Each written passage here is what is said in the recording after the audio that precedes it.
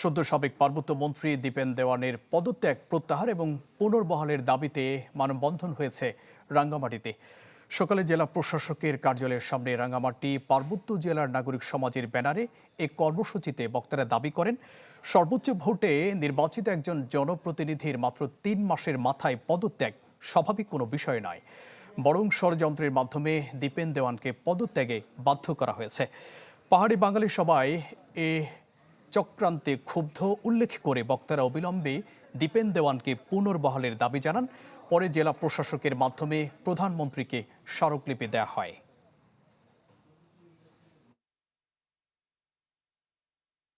প্রতিমন্ত্রী এবং উপমন্ত্রী যাতে এখানে কোনো পদ সৃষ্টি না করা হয়, এটা হলো আমাদের আজকের মানববন্ধনের মূল দাবি। আসলে এর চাইতে দুঃখ আর হতে পারে না যে যোগ্যতম ব্যক্তিকে আমরা নির্বাচিত করে সংসদে পাঠালাম, তিনি মন্ত্রী হয়েছেন এবং মন্ত্রী হওয়ার 3 মাসের মাথায় তাকে পদত্যাগ করতে হলো।